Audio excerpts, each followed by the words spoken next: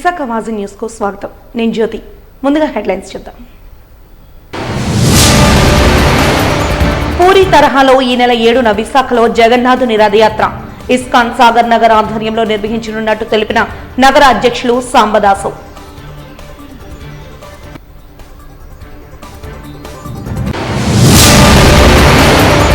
వైశ్యులకు గర్వకారణం, యువతకు ఆదర్శప్రాయం మాజీ ముఖ్యమంత్రి దివంగత నేత కొణిజెట్టి రోషయ్య. 91వ జయంతిని పురస్కరించుకుని రోషయ్యను కొనియాడిన పలువురు ప్రముఖులు. మేధావులు, దేశభక్తుల జీవిత విశేషాలు పాఠ్యాంశాలుగా చేర్చాలి. All India Democratic Students Organisation demand.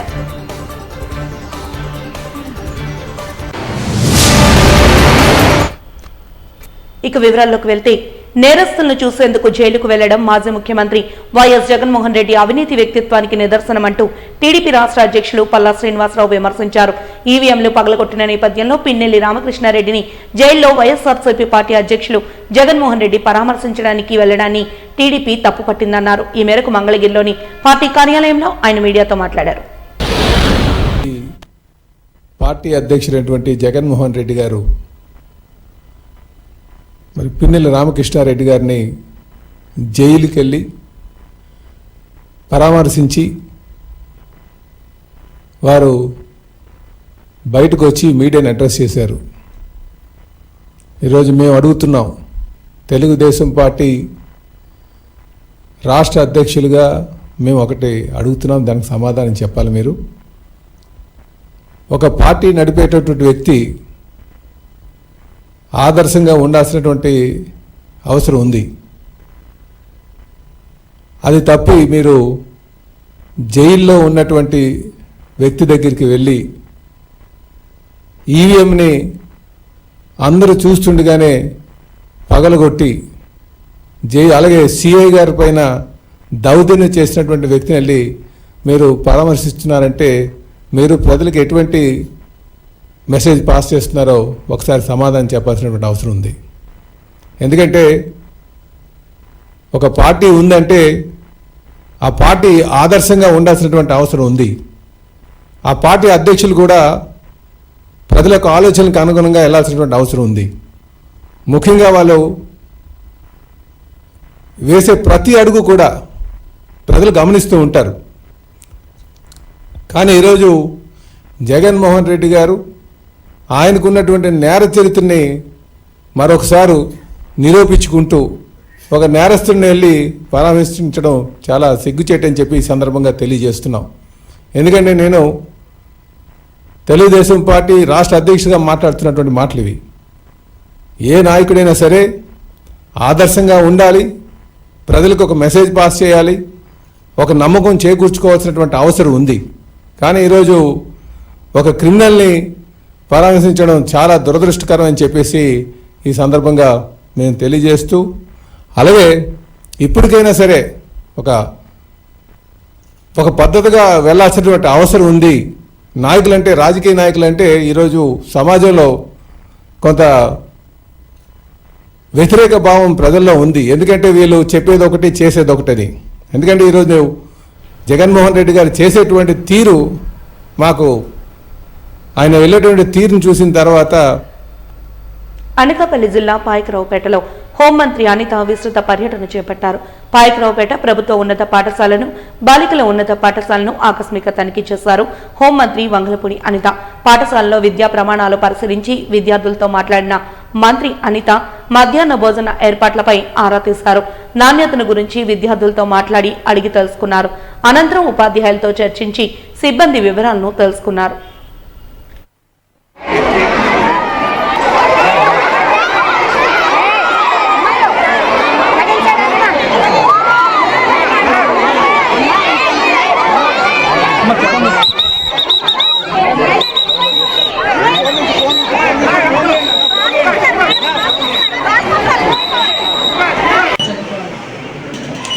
ఏదో రోజు మిమ్మల్ని ఇద్దరు ఒక ఐఏఎస్ ఒక ఐపీఎస్లో చూడాలి.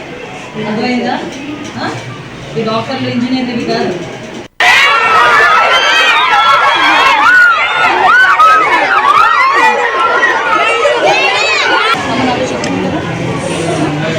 వారం రోజులు నాన్నగా పడుతుంది.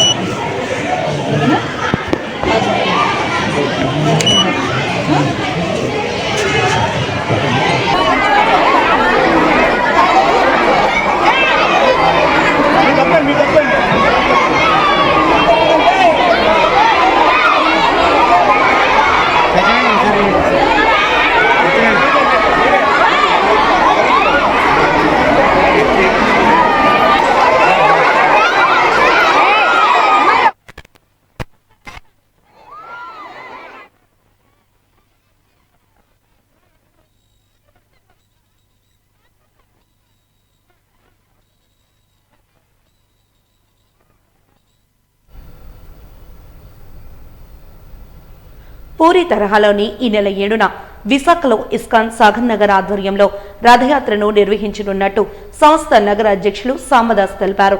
నగరంలోని ఓ హోటల్లో శుక్రవారం నిర్వహించిన విలేకరుల సమావేశంలో ఆయన మాట్లాడుతూ 16 ఏళ్లుగా దిగ్విజయంగా జగన్నాథ రథయాత్రను నిర్వహిస్తున్నామని, ఈసారి యాత్రకు ఏపీ హోంమంత్రి అనిత, కేంద్ర మంత్రి రామ్మోహన్ నాయుడుతో పాటు వివిధ ప్రజాప్రతినిధులు హాజరు కానున్నట్టు తెలిపారు.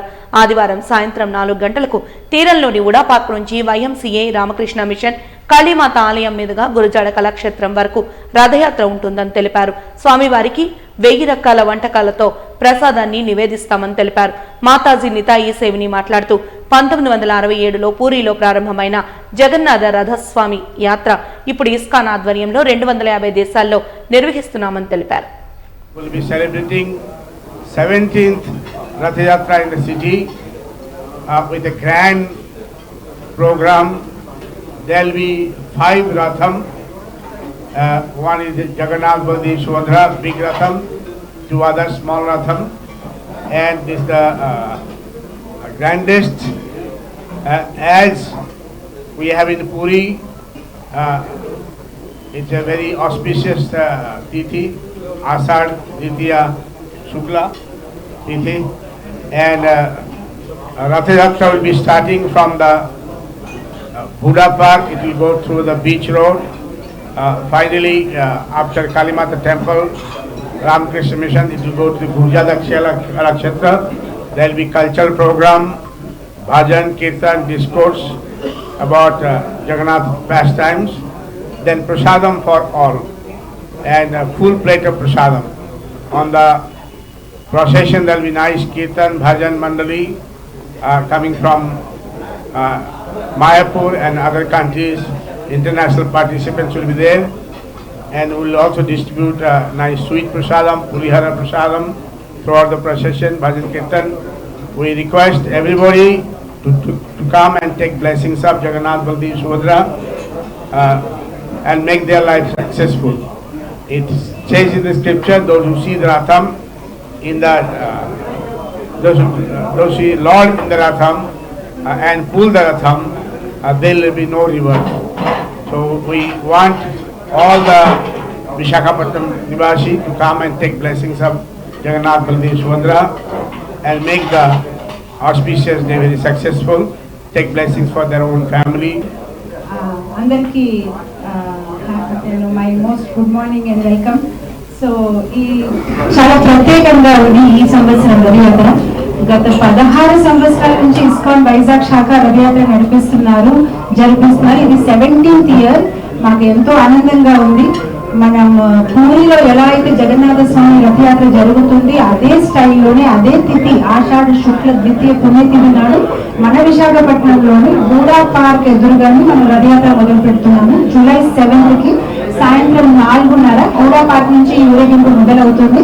అయితే ఈ జగన్నాథ స్వామి రథయాత్ర ఒక ప్రత్యేకత ఏంటంటే పూరిలో ఎలా అయితే జగన్నాథ స్వామికి, బలదేవికి, సుభద్రకి వేరే వేరే రథాలు ఉంటాయి, అలా ఇక్కడ కూడా స్వామి వారికి వేరే వేరే రథాలు ఉంటాయి. అలానే కృష్ణ కృపామూర్తి అభయ చరణారవింద భక్తి వేదాంత స్వామి శ్రీల ప్రభుపాద్ ఎవరైతే ఇస్కాన్ సంస్థాపిక ఆచార్యులు, ఆయనకి కూడా వేరుగా ఒక రథం అనేది ఏర్పాటు చేయడం జరిగింది. ఈ రథంలో చాలా మంది డివోటీస్ పార్టిసిపేట్ చేస్తున్నారు. అయితే ఈ ఇయర్ విశేషం ఏంటంటే మన హోమ్ మినిస్టర్ అనితా మేడం గారు మరియు మన సెంట్రల్ మినిస్టర్ రామ్మోహన్ నాయుడు గారు కూడా ముఖ్య అతిథులుగా ఈ యొక్క ప్రోగ్రాంలో పాల్గొంటున్నారు. అండ్ వాళ్ళతో పాటు చాలా మంది ఎమ్మెల్యేస్ కూడా ఈ యొక్క ప్రోగ్రాంలోని మినిస్టర్స్ కూడా పార్టిసిపేట్ చేయ అవకాశం ఉంది. సో ఇది చాలా స్పెషల్ ప్రోగ్రామ్. మొట్టమొదటిసారి పూరి బయట జగన్నాథ స్వామి రథయాత్ర 1967లో శ్రీల ప్రభుపాదుల వారు శాన్ ఫ్రాన్సిస్కోలో మొదలు పెట్టారు. ఇప్పుడు ఈ జూలై 7th తిథి నాడు ఆల్మోస్ట్ మోర్ దెన్ 250 కంట్రీస్లో ఆల్ ఓవర్ ద వరల్డ్ ఒకేసారి ఈ రథయాత్ర అనేది మేము ఇస్కాన్ వాళ్ళు జరిపిస్తూ ఉంటున్నాము. సో మన ఊరేగింపులో మాయాపూర్ హెడ్ క్వార్టర్స్ నుంచి చాలా మంది డివోటీస్ వస్తారు. అలాగే ఒరిస్సా నుంచి చాలా మంది డివోటీస్ ఉంటారు. విశేష కోలాటము ఇంకా భజన మండలి కూడా ఏర్పాటు చేయడం జరిగింది. దారి పొడవునా కూడా పులిహార ప్రసాదం, దద్దోజనం అలాంటి డిస్ట్రిబ్యూషన్ జరుగుతుంది. కీర్తన మండలిస్ కూడా దీంట్లో పార్టిసిపేట్ చేస్తారు. అలానే అనేక కళాశాలల నుంచి, పాఠశాలల నుంచి పిల్లలు కూడా విచిత్ర వేషధారణ, ఫ్యాన్సీ డ్రెస్ లాగా మహాభారత రామాయణం నుంచి క్యారెక్టర్స్ని రిప్రజెంట్ చేస్తూ ఈ యొక్క ఊరేగింపులో పాల్గొంటారు. మైనర్ యువకుని పట్ల దురుసుగా ప్రవర్తించిన పోలీసులపై చర్యలు తీసుకోవాలని దళిత సేన రాష్ట్ర అధ్యక్షులు పాల్తెడ్డి పెంటారావు అన్నారు. ఈ మేరకు శుక్రవారం డాబా గార్డెన్స్ ప్రెస్ క్లబ్ లో ఏర్పాటు చేసిన మీడియా సమావేశంలో ఆయన బాధితురాలు ధనలక్ష్మితో కలిసి మాట్లాడారు. అదృశ్యమైన బాలుడిని పట్టుకొని పోలీసులు అతన్ని ఆమె తల్లిని వేధించడం సరికాదన్నారు. దీనిపై సిపికి ఫిర్యాదు చేసినా పట్టించుకోలేదని తెలిపారు. బాలుడిని తల్లి బి సత్యవతి మాట్లాడుతూ తన ఫిర్యాదు మేరకు కంచరపాలెం పోలీసులు మిస్సింగ్ కేసు నమోదు చేశారని, అకారణంగా నేరం ఒప్పుకోమని తనని తన కుమారుని తేజను వేధించారని ఆరోపించారు. పోలీసులు కట్టడం వల్ల తేజ చేయి విరిగిపోయిందంటూ పోలీసులు వైద్యులు తమకు న్యాయం చేయలేదని తెలిపారు. మీకు అందరికీ గతంలో నేను బంగారు సచివాని దళితసేన ఆధ్వర్యంలోని మాలన్ మహానాడు ఆధ్వర్యంలోని చాలాసార్లు చాలా ప్రోగ్రామ్స్లోని సోషల్ యాక్టివిటీస్లో ఇక్కడ కూర్చున్నాను. ఆ విధంగా మీకు అందరికీ గత పరిచయం మీకు ఉంది. అంటే చాలా ఉన్నతమైనది. అలాంటిది నా బిడ్డని ఈరోజు ఒకవైపు పోలీసులు మరొక వైపు ఆసుపత్రి ఇద్దరు కలిసి చాలా ఇబ్బంది పెడుతున్నారండి. ఇదే న్యాయం పోలీస్ స్టేషన్లో నేను ఎంతో మందిని కోచింగ్ చేసి హ్యూమన్ రైట్స్ కమిషన్లో కేసులు కూడా ఫైల్ చేసి కంచరపాలెం పోలీస్ స్టేషన్ అధికారుల మీద ఈరోజు నేను కేసులో నిలబడి ఉన్నానండి. కేసు రన్నింగ్లో ఉంది. అదే గ్రజ్జి పెట్టుకొని కేవలం నా కొడుకు మిస్సింగ్ కేసు, నా కొడుకు కనిపించట్లేదని ఒక మిస్సింగ్ కేసు పెడితే, ఒక అమ్మాయి వచ్చి మా అబ్బాయిని పట్టుకెళ్ళిపోయిందని కేసు పెడితే ఇద్దరు పిల్లలు కనబడలేనప్పుడు మిస్సింగ్ వేశారండి. FIR number 241/24. అందులో మిస్ అయిన పిల్లలు దొరక్క ముందే దాని కిడ్నాప్ కేసు కింద మరో ఎఫ్ఐఆర్ ఫైల్ చేసి ఆ అబ్బాయి కిడ్నాప్ చేసినట్టు, ఆ అబ్బాయికి నేను ప్రోత్సహించినట్టు, ఎటువంటి ఆధారాలు లేకుండా నన్ను నా కొడుకుని కిడ్నాపర్స్ అనేసి ముద్దాయిలు అనేసి స్టేషన్లో బయలు తీసుకోమని నేరం ఒప్పుకోమని నన్ను బట్టలు లేకుండా సార్ ఈ బయట లేకుండా నన్ను వీడియోలు తీశారు. ఇవన్నీ సీసీ కెమెరాల్లోని రికార్డ్ అయ్యాయి అక్కడ పోలీస్ స్టేషన్లో. నేను ఒక గౌరవంగా ఈ రోజు వరకు స్టేషన్ ముందుకి ఒక సోషల్ వర్కర్గా మంచి సర్వీస్ ఇచ్చానండి. ఈరోజు నేను ఒక ఆడదాన్ని సిగ్గు విడుచుకొని మీడియా ముందుకి ఈరోజు వచ్చాను అంటే నేను ఇంకెవరికి సర్వీస్ ఇవ్వగలనండి? నా ఆవేదన దయచేసి మీ మీడియా వాళ్ళ ముందు నేను పెట్టుకుంటున్నాను. నన్ను దయచేసి నాలాగా ఇంకో ఆడదానికి జరగకూడదు, ఇంకో తల్లికి జరగకూడదని నేను సామాన్యురాలుగా ఇక్కడ కూర్చున్నాను. ఈరోజు అనేక సంఘాల్లో పనిచేశానండి. నేను 12 సంవత్సరాలు నా భర్తకు దూరంగా ఉండి నా సర్వీస్ అంతా సోషల్ వర్క్గా చేసుకుని వచ్చాను ఈ రోజు వరకు. కానీ నా కొడుకు విషయంలోని ఒక మిస్సింగ్ కేసుని కిడ్నాప్ కేసు కింద మార్చి పోలీసులు మమ్మల్ని రకరకాలుగా ఇబ్బంది పెట్టి మైనర్ అబ్బాయిని నా కళ్ళ ముందు నేను కొడుతుంటే నేను ఆపడానికి ప్రయత్నిస్తే నాతో కూడా అసభ్యంగా ప్రవర్తించారు. వైశ్యులకు పేరు తెచ్చింది మాజీ ముఖ్యమంత్రి కొణిజేటి రోషయ్య అంటూ రాజ్యసభ మాజీ సభ్యులు TGV group of industries chairman AP మాజీ మంత్రి టీజీ వెంకటేష్ తెలిపారు. సమస్యల పరిష్కారం కోసం వైశ్యులు ఎవరైనా తన వద్దకు వస్తే తానే స్వయంగా సేవ చేసిన ఘనత ఉందని ఆయన గుర్తు చేశారు. మాజీ ముఖ్యమంత్రి, ఏపీ మాజీ మంత్రి, తమిళనాడు మాజీ గవర్నర్ కొణిజేటి రోషయ్య 91వ జయంతి వేడుకలు నగరంలో ఘనంగా నిర్వహించారు. ఈ కార్యక్రమానికి ముఖ్య అతిథిగా టీడీపీ రాష్ట్ర అధ్యక్షులు పల్లా శ్రీనివాసరావు, మాజీ రాజ్యసభ సభ్యులు టీజీ వెంకటేష్, అనకాపల్లి ఎమ్మెల్యే కొనతాల రామకృష్ణ, పైడా కళాశాలల చైర్మన్ కృష్ణప్రసాద్ తదితరులు హాజరయ్యారు. ఈ సమావేశంలో వక్తలంతా రోషయ్య సేవల్ని కొనియాడారు. ఆర్య వైశ్యులు ఆర్థికంగా, సామాజికంగా సేవా తత్పరులుగా ఐక్యంగా నిలబడాలని, సమస్యల పరిష్కారానికి కృషి చేయాలని నిర్ణయించారన్నారు.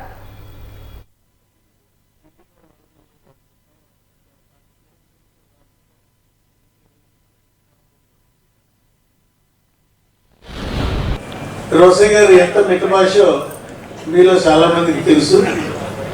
అలాంటిది లక్ష్మీప్రసాద్ గారు వస్తే గంటల ఆయనతోటి కాలక్షేపం చేసేవారు. మా అందరికీ కూడా ఆశ్చర్యం వేస్తుండేది. ఏంటి ఎవరైనా ఆయన గురించి, ఆయనతో నాకు పరిచయం లేనప్పుడు ఎవరైనా ఇంతసేపు మాట్లాడుతున్నారు, ఎవరితో ఇంతసేపు మాట్లాడరు కదా అని చెప్పి, ఆయనతో పరిచయం లేదు కాబట్టి రోజు సగం తీసి ఇంకా ఉన్నారా వెళ్ళిపోయారని చెప్పి చూస్తుండేవాళ్ళం.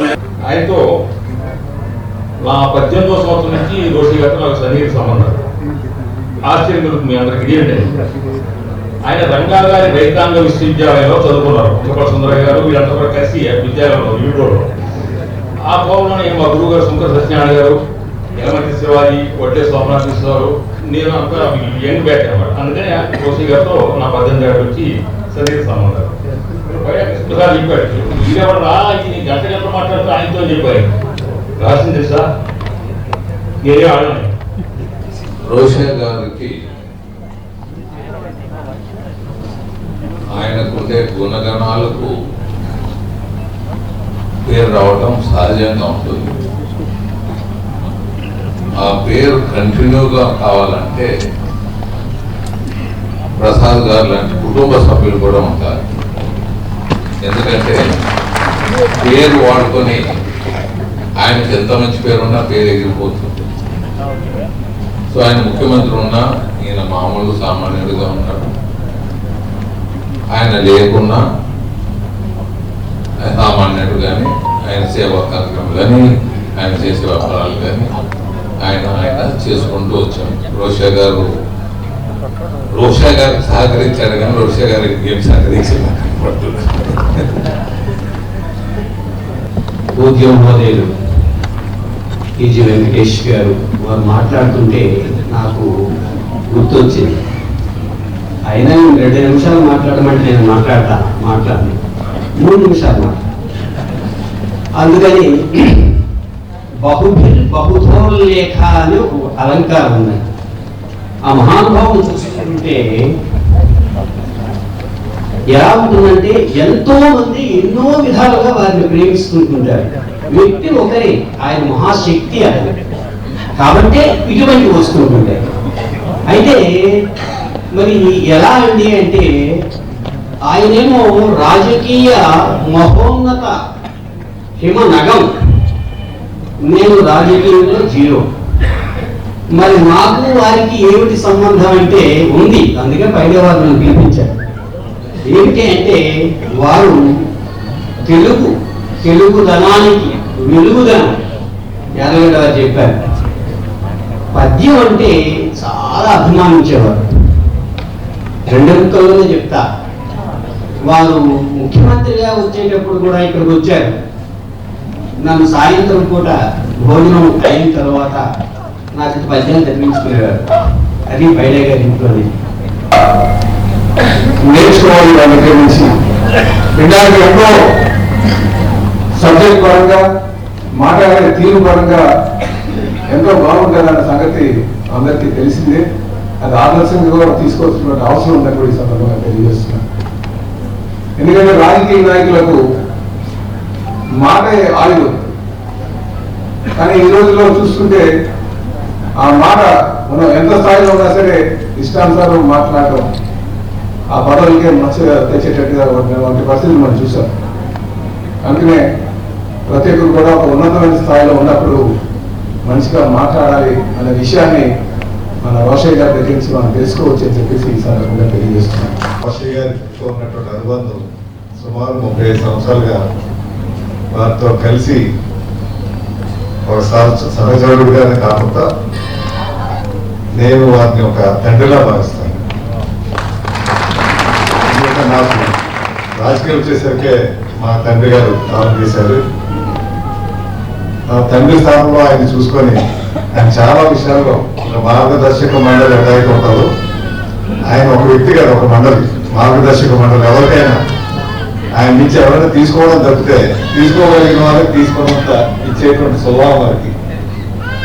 వారి అటువంటి గొప్ప వ్యక్తిత్వం మన రాష్ట్రంలో ఉంటా ఉన్నది.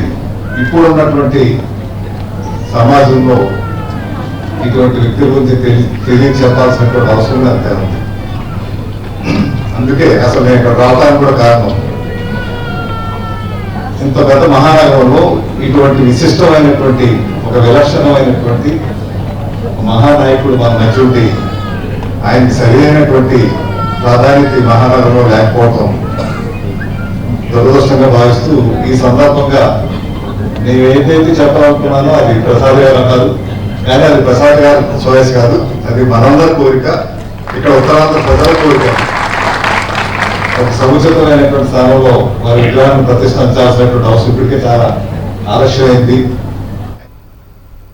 ప్రపంచవ్యాప్తంగా శాంతిని నెలకొల్పేందుకు ఇజ్రాయెల్, పాలస్తీనా దేశాల మధ్య యుద్ధాన్ని సమర్థవంతంగా నిలుపుదల చేసేందుకు బైబిల్లో ఉన్న కొన్ని రహస్య సూత్రాలను పాటించాలంటూ జీసస్ రిటర్న్స్ రచయిత వెంకట్ తెలిపారు. ఈ మేరకు డాబా గార్డెన్స్ ప్రెస్ క్లబ్ లో నిర్వహించిన విలేకరుల సమావేశంలో ఆయన మాట్లాడుతూ గతంలో తాను రచించిన బైబిల్ సీక్రెట్ సొల్యూషన్స్ పుస్తకం విదేశాలలో అద్భుతంగా గుర్తించబడిందన్నారు. అదేవిధంగా ఇజ్రాయెల్ పాలస్తీనా యుద్ధ నేపథ్యంలో అక్కడి ప్రజల శాంతి సౌభాగ్యాలను కోరుతూ బైబిల్లోని అనేక పరిష్కార మార్గాలు ఉన్నాయని వాటిని గుర్తించాలని కోరారు. ఈ ప్రపంచానికి సంబంధించి కొన్ని విషయాల్లో జ్ఞానోదయం అయ్యి కొన్ని బుక్స్ రాయడం జరిగింది. బైబిల్లో కనబడ్డ కొన్ని సీక్రెట్స్ తీసి జీసస్ రిటర్న్స్ అని ఫస్ట్ నేను రాశాను 2002లో బైబిల్లో సీక్రెట్స్. ఈ రాసి బుక్ పబ్లిష్ అయ్యాక మన వాళ్ళందరినీ ప్రెస్ మీట్ పెట్టి ఇదే విజేఎఫ్ ప్రెస్ క్లబ్లో ఇంచుమించు 2002, 2003లో 3-4 ప్రెస్ మీట్లు పెట్టాను. ఈ బుక్ మన వాళ్ళు పట్టించుకోలేదు. ఇందులో నేను ఊహించి రాసినవి కూడా బైబిల్లో చెప్పింది రాశాను. మొత్తం ఎక్స్ప్లెయిన్ చేస్తే బైబిల్ కింద అయిపోతుందని బైబిల్ పాయింట్ని పట్టుకొని 9/11కి అనుసంధానించి ఆ డిస్క్రిప్షన్ ఇచ్చి రాశాను. ఇది అమెరికాని వెస్టర్న్ కంట్రీస్ని ఈ బుక్ కుదిపేసింది. వాళ్ళు ఏం చేశారంటే నా పేరు రాకుండా వాళ్ళు బుక్స్ వేసుకొని సినిమాలు తీసుకొని వాళ్ళు ప్రాఫిట్ చేసుకున్నారు. నేను బాధపడి ఊరుకున్నాను. మన మీడియాకి చెప్పినా ఆ బైబిల్ సీక్రెట్స్ మన మీడియా ఆ రోజు పట్టించుకోలేదు. ఈ బుక్ వాల్యూ బుక్ సీక్రెట్స్ చెప్పినా పట్టించుకోలేదు. ఇది వైట్ హౌస్లోకి వెళ్ళి జార్జ్ డబ్ల్యూ బుష్ కూడా ఈ బుక్ని కొన్ని ఇందులో చాలా పాయింట్స్ ఇంప్లిమెంట్ చేసి ఇందులో అక్షరాలు అన్ని words have been converted into deeds అట్లా ఊహించి రాసినవి అన్ని నిజాలయ్యాయి ఈ బుక్లో. ఇప్పుడు శ్రద్ధగా వినండి. పాలస్తీనా ఇజ్రాయెల్ వార్ జరుగుతుంది కదా. నేను ఈ మధ్య బైబిల్ చదవలేదు, నిజంగా చెప్తున్నా. ఆ వారు అక్టోబర్ 7వ తేదీ నుంచి జరుగుతుంది. 38,000 పైన పాలస్తీనియన్స్ చనిపోయారు, 2,000 దగ్గర ఇజ్రాయలీస్ చనిపోయారు. నాకు ఒక వారం రోజుల క్రితం ఒక బైబిల్లోది సీక్రెట్ సొల్యూషన్ నాకు ఆలోచనలోకి వచ్చింది. ఈ పద్ధతిలో చేస్తే ఇజ్రాయెల్ పాలస్తీనా వార్ ఆగుతుంది, ప్రపంచం శాంతిస్తుందని ఒక ఆలోచన వచ్చింది. దాన్ని డెవలప్ చేశాను. డెవలప్ చేశాక బైబిల్ సొల్యూషన్ నాకు నిజంగా కనబడ్డది. బైబిల్లో ఉంది సొల్యూషన్, నాకు ఊహల్లో వచ్చింది. అది బైబిల్లో ఉంది ఆ సొల్యూషను. ఆ సొల్యూషన్ గురించి నేను ఇజ్రాయెల్ ప్రైమ్ మినిస్టర్కి, పాలస్తీనా ప్రైమ్ మినిస్టర్కి, యునైటెడ్ నేషనల్ ఆర్గనైజేషన్కి, వైట్ హౌస్కి అందరికీ రాశాను. ఆఖరికి సౌదీ అరేబియా కింగ్కి వాళ్ళకు కూడా రాశాను. ఎవరు సమాధానం ఏమి ఇవ్వలేదు. నేను ఊరుకున్నాను. ఇక్కడ ఇండియా గవర్నమెంట్ ఎలా తయారైందంటే నేను ఈ ఎంబాసీలకి ఒక కాపీ పెడుతుంటాను. Copy to the your prime minister అనేసి ఎంబాసీకి పెడుతుంటాను, ఢిల్లీ ఎంబాసీలకి. వాళ్ళకి పంపించిన స్పీడ్ పోస్ట్ ఉత్తరాలు కూడా తిరిగి వచ్చేస్తున్నాయి. సరే ప్రెస్ మీట్ పెట్టి మన వాళ్ళందరికీ చెప్దామని చెప్పాను. లాస్ట్ టైం మీరు ఎలానో పట్టించుకోలేదు. ఇది ప్రపంచానికి సంబంధించింది కాబట్టి ఇది. సురభి 147వ వార్షికోత్సవాన్ని పురస్కరించుకుని నగరంలో మద్దిలపాలెం కళాభారతిలో నిర్వహించిన నాటక వారోత్సవాలు నేటితో ముగిశాయి. మొదటి రోజు మాయాబజార్ మొదలుకుని పాతాళ భైరవి, శ్రీకృష్ణ లీలలు తదితర చారిత్రాత్మక ఘట్టాలను వివరిస్తూ అద్భుత సెట్టింగులతో నాటక రంగాన్ని మరొకసారి విశాఖ కళ్లకు కట్టినట్లు చూపించారు. ఈ నేపథ్యంలో వారం రోజుల పాటు జరిగిన వారోత్సవాల్లో ప్రదర్శించిన అన్ని నాటకాలు ప్రేక్షకులను అలరించాయి. ఆఖరి రోజు మళ్లీ మాయాబజార్ నాటకంతో ప్రేక్షకులను కళాకారులు అలరించారు. ప్రేక్షకుల కరతాళ ధ్వనుల మధ్య ఒక్కొక్క ఘట్టం ఆసక్తిగా కొనసాగింది. నేను ప్రతినిత్యం సముద్ర తీరంలో ఇసుకతో లింగమును గావించి పూజించును కదా. అవును, నేడు పూజించి లింగమును సముద్రుడు తన ఉత్తంగ తరంగ బాహులచే లింగమును కరిగించి తనలో కలుపుకొనినాడు. ఈ సముద్రుడికంత కండ కావడము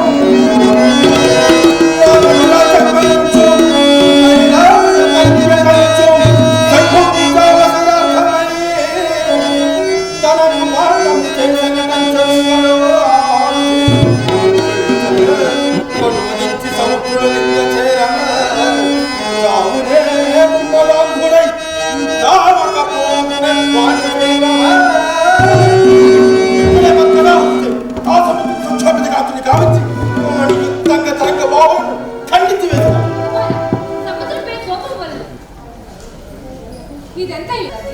తల్లి ఇసుకతో లింగము చేసి పూజింపనేలా నవనిధుల తెప్పించి ప్రపంచమునందరి బంగారమును కరగించి నీకు సువర్ణ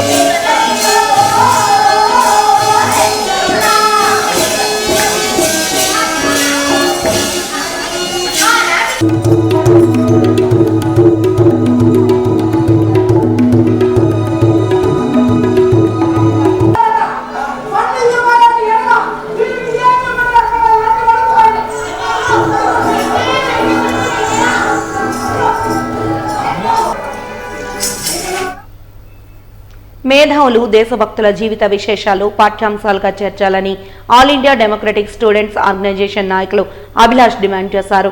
అల్లూరి సీతారామరాజు 127వ జయంతిని పురస్కరించుకుని జీవీఎంసీ వద్ద వారు నిరసన ధర్నాను చేపట్టారు.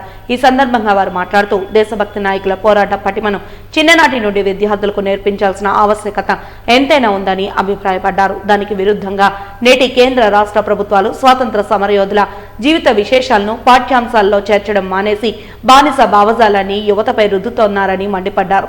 నూతన విద్యా విధానాలతో నేటి యువతకు ఎటువంటి ప్రయోజనం లేదని వారు స్పష్టం చేశారు. దీనిపై కేంద్ర రాష్ట్ర ప్రభుత్వాలు పునరాలోచించాలని కోరారు. అనంతరం ఫ్లెక్సీలను ప్రదర్శిస్తూ నినాదాలు చేశారు.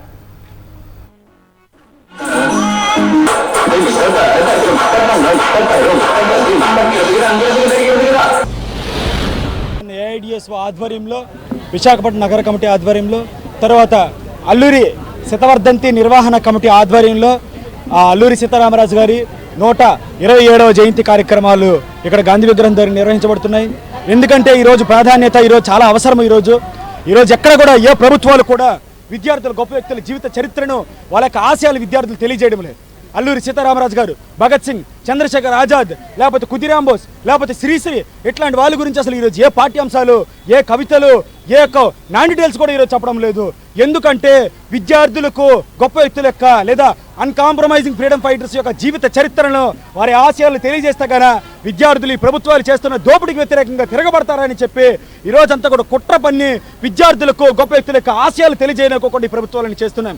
AIDS All India Democratic Student Organisation demand చేస్తుంది, తక్షణమే ప్రభుత్వము, రాష్ట్ర ప్రభుత్వం కానీ కేంద్ర ప్రభుత్వం కానీ వెంటనే కూడా ప్రతి దశలో కూడా ప్రతి ఇయర్లో కూడా విద్యార్థులు గొప్ప వ్యక్తుల యొక్క జీవిత సారాంశాన్ని, జీవిత పాఠ్యాలను కూడా చెప్పాలని చెప్పి మేము డిమాండ్ చేస్తున్నాము. ఎందుకంటే విద్యార్థులు ఎక్కడ తిరగబడతారనే భయంతో ఈరోజు ఇవి చేయడం లేదు. కాబట్టి విద్యార్థుల జీవితాన్ని నాశనం చేస్తూ ఈరోజు విద్యార్థులు గొప్ప వ్యక్తుల యొక్క చరిత్రను బోధించుకోకుండా ఈరోజు న్యూ ఎడ్యుకేషన్ పాలసీ అనే పేరుతో కొత్త పాలసీని తీసుకొచ్చి రోడ్ల మీద తిప్పుతున్నారు. దీనికి వ్యతిరేకంగా మేము ఫైట్ చేస్తున్నాము. తక్షణమే విద్యార్థులు గొప్ప వ్యక్తుల యొక్క జీవిత చరిత్రను బోధించాలని, అల్లూరి సీతారామరాజు గారి జీవిత చరిత్రను పాఠ్యాంశాల్లో చేర్చాలని చెప్పి All India Democratic Student Organisation demand చేస్తుంది. అదేవిధంగా అల్లూరి సీతారామరాజు శతవర్ధంతి నిర్వహణ కమిటీ కూడా డిమాండ్ చేస్తుందని తెలియదు. విశాఖ వాజీ న్యూస్ ముగించే ముందు హెడ్లైన్స్ మరొకసారి చూద్దాం.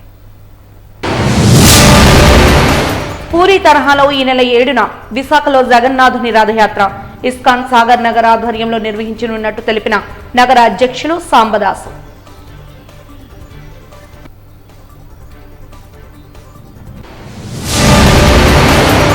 వైశ్యులకు గర్వకారణం, యువతకు ఆదర్శప్రాయం మాజీ ముఖ్యమంత్రి దివంగత నేత కొణిజేటి రోషయ్య. 91వ జయంతిని పురస్కరించుకుని రోషయ్యను కొనియాడిన పలువురు ప్రముఖులు. మేధావులు దేశభక్తుల జీవిత విశేషాలు పాఠ్యాంశాలుగా చేర్చాలి, All India Democratic Students Organisation demand.